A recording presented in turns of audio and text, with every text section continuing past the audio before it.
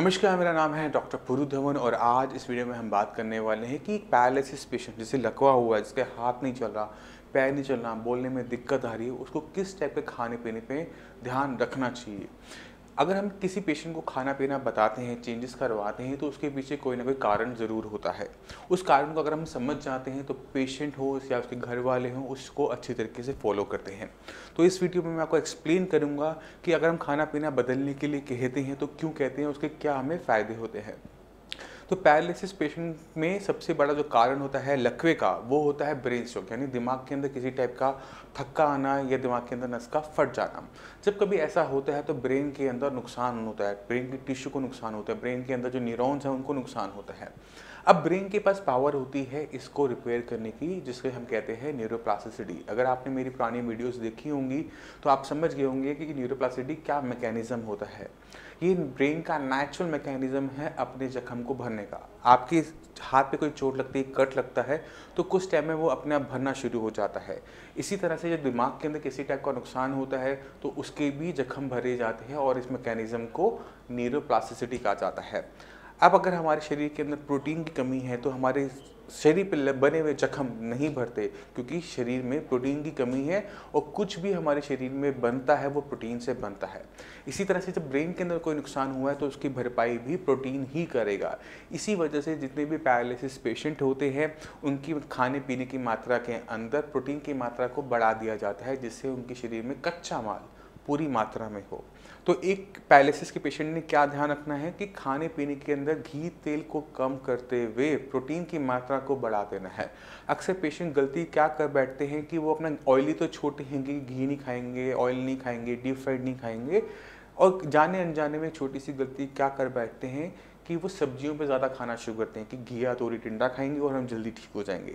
मगर अगर एक पैरालिसिस का पेशेंट सिर्फ घिया तोरी टिंडा खाता है तो उसकी बॉडी में सही मात्रा में प्रोटीन नहीं जा पाता और उसकी कंडीशन डे बाई डे खराब होती चली जाती है, क्योंकि बॉडी में वीकनेस आनी शुरू हो जाती है। तो एक पैरालिसिस पेशेंट को डाइट के अंदर प्रोटीन बढ़ाते हुए दूध, दालें, फिश और एग वाइट को बढ़ा देना चाहिए, क्योंकि इससे आपको स्ट्रोक नहीं आएगा दोबारा से, इससे क्लॉट दोबारा नहीं बनेगा, मगर आपके शरीर के अंदर प्रोटीन की मात्रा सही जाने की वजह से कच्चा माल प्रॉपर तरीके से होगा, जिससे आपकी ब्रेन के अंदर जो हीलिंग प्रोसेस है वो एडवांस होता चला जाएगा, इंप्रूवमेंट आती चली जाएगी। लकवे के ट्रीटमेंट के अंदर सबसे खराब चीज़ क्या होती है कि ये जो जख्म बनने की प्रक्रिया होती है, जिसे न्यूरोप्लास्टिसिटी मैंने आपको बताया, ये पहले 6 महीने में ऑटोमेटिक तरीके से, नेचुरल तरीके से चलती है।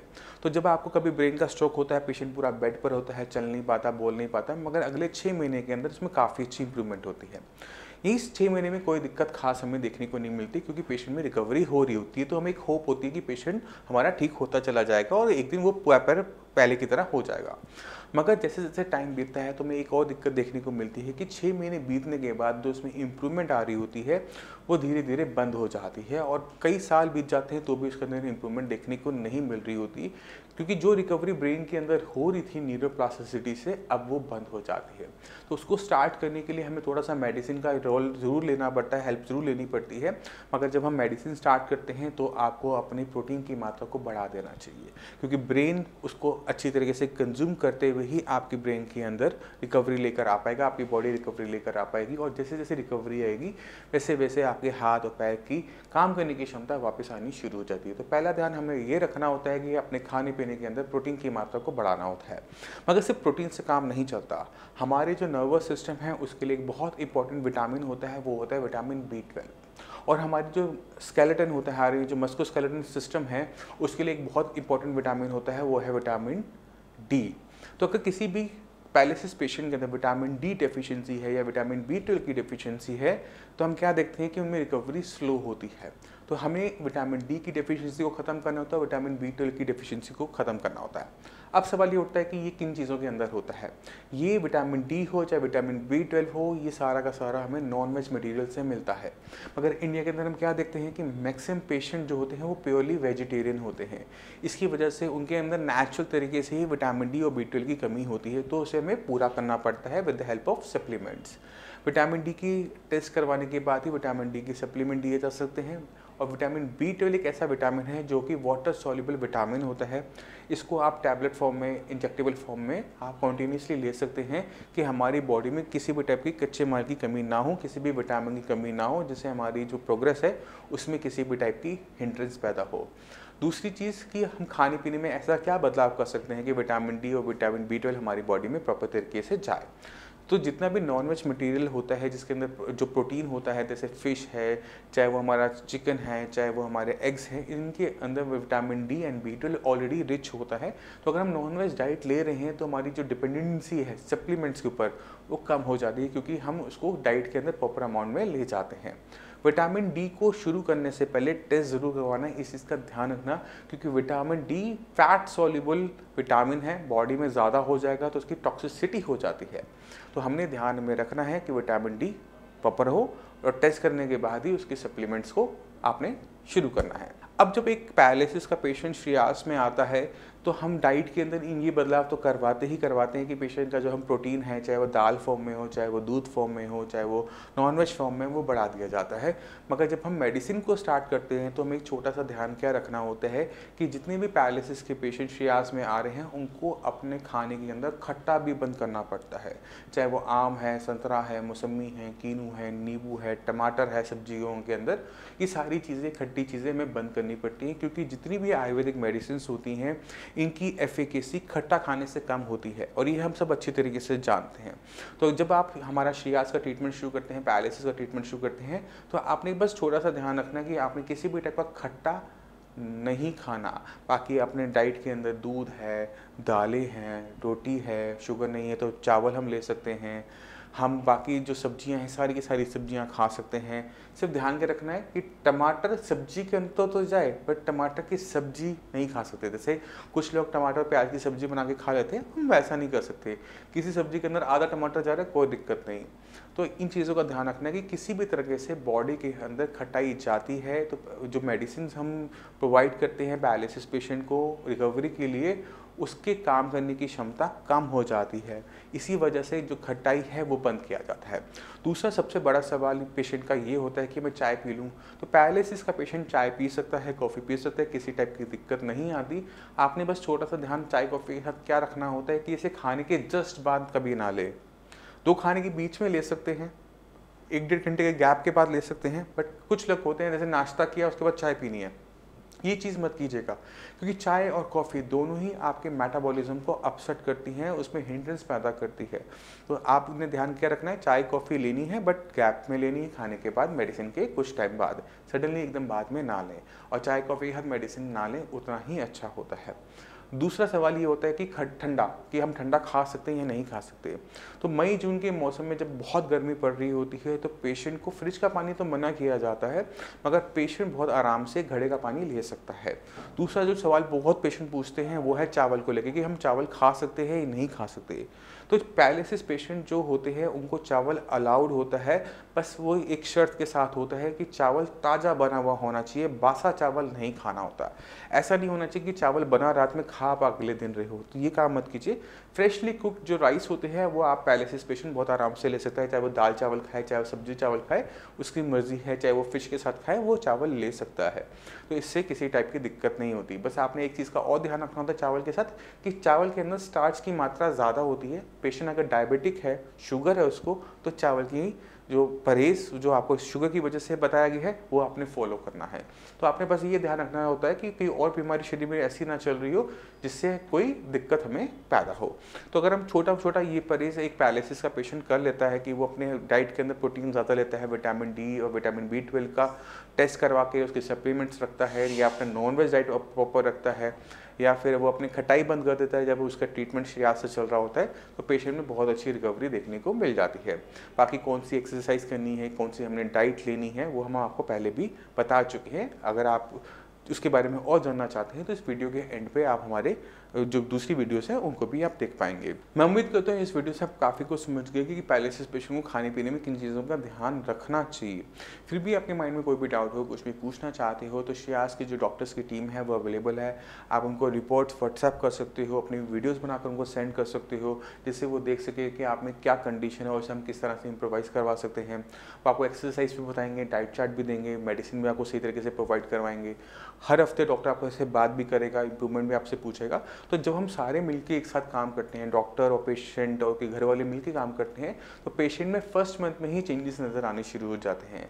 आपने एक छोटा सा काम करना होता है कि जब आप ट्रीटमेंट शुरू कर रहे हैं तो आप एक वीडियो बना लीजिए और उसके बाद दोबारा से 1 महीने बाद वीडियो जब आप बनाएंगे तो दोनों में हमें चेंजेस देखने को मिल जाते हैं कि पेशेंट में क्या इंप्रूवमेंट हुई। अब मैं चाहता हूँ कि कुछ आप पैरालिसिस के पेशेंट से मिले, उनकी वीडियोज़ देखिए तो आपको समझ में आ जाएगा कि श्रेयास कैसे एक पैरालिसिस पेशेंट की जीवन के अंदर परिवर्तन लेकर आता है।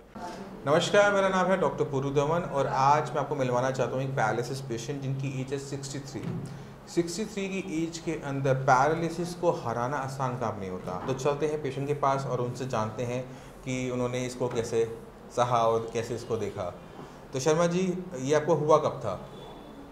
मेरा नाम GR शर्मा है और मेरे को ये ब्रेन स्ट्रोक का दूसरा अटैक है। पहला कब हुआ था? पहला 2014 हुआ। 2014 में। तब उससे रिकवर पूरे हो गए थे? उसका पूरा रिकवर नहीं हो पाया, लेकिन ये 2019 आते आते मुझे दोबारा फिर अटैक होगा ब्रेन स्ट्रोक का। और ये राइट साइड का हुआ, पहले भी राइट को हुआ था, अब दोबारा भी राइट का हुआ। ठीक है। तो मेरे को चलने फिरने में दिक्कत थी और डॉक्टर साहब की मैंने दवाई खाई। अभी तो 1 ही महीना हुआ है, 1 महीने में मेरे को बहुत इम्प्रूवमेंट है। तो ये जब आपको हुआ था तो आपने कहाँ से इलाज करवाया था? जब मुझे ये सेकेंड टाइम जब हुआ है? हाँ, पहली टाइम भी मैंने एस्कॉर्ट फोर्टिस में करवाया, इलाज कराया। डॉक्टर ने मुझे कहा भाई मेरे को एलोपैथी का जो इलाज करना था कर दिया, अब आप इसके बाद देसी ट्रीटमेंट कराओ। डॉक्टर ने बोला? आयुर्वेदिक। हाँ, डॉक्टर ने बोला? हाँ, डॉक्टर ने कहा अच्छा कि आयुर्वेदिक का ट्रीटमेंट कराओ, उससे शायद आपको बहुत आराम मिलेगा। तो मैंने आयुर्वेद में भी इलाज कराया। अब सेकंड बार टाइम हुआ मुझे, तो मुझे डॉक्टर साहब जो संजीवनी, इनसे मुलाकात हुई तो इन्होंने 1 महीना हो गया मुझे दवाई खाते खाते, जिससे मुझे बहुत आराम है। और मैं आज दोबारा से 1 महीने की दवाई फिर दोबारा लेने आया हूँ, तो इससे मेरे को लग रहा है कि मैं कंप्लीट ठीक हो जाऊँगा। शर्मा जी को जब पहली बार हुआ राइट साइड में हुआ, उसके बाद जब 2019 में हुआ तो एक ही जगह पे दोबारा स्ट्रोक पड़ने की वजह से, दोबारा से नुकसान होने की वजह से शर्मा जी को जो चलने में दिक्कत आने लगी थी कि चल नहीं पाते थे, पैर नहीं उठा पाते थे। तो जब हमने इनको मेडिसिन दी थी तो किसी वो हाथ पैर की रोक की नहीं थी, क्योंकि चल तो पैर नहीं रहा था।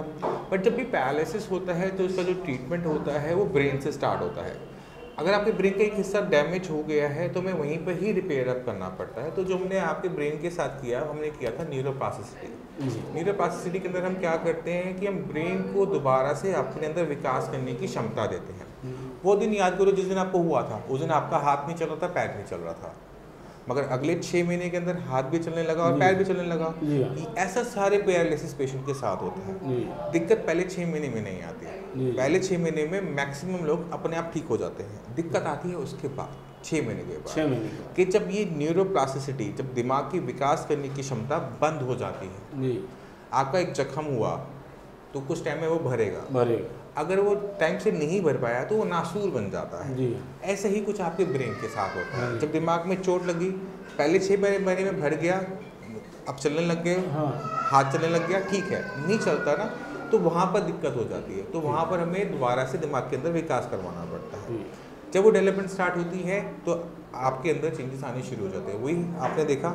अब आपने इनकी पहले वाली वीडियो देखोगे और बाद वाली वीडियो देखोगे तो उसमें आपको खुद ब खुद ज़मीन आसमान का फ़र्क नज़र आना शुरू होता है। ये इसलिए होता है कि जब हम सही तरीके से सही जगह पे काम करते हैं। जी। तो जो बाकी जो पैरालिसिस पेशेंट है उन्हें कुछ कहना चाहोगे?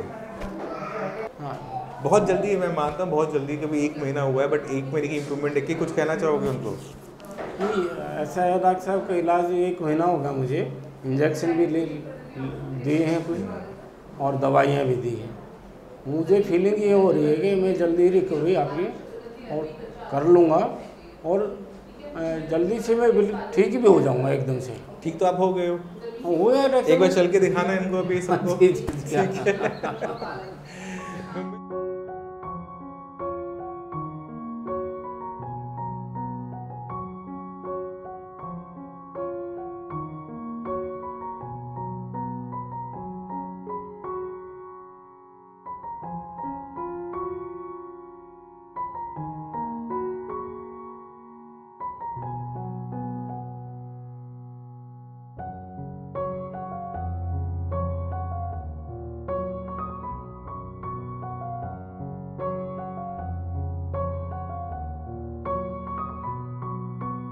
अब इसी के साथ मैं आपसे वैसे चलने की आगे चाहूँगा। मिलते हैं अगली वीडियो में, तब तक के लिए धन्यवाद।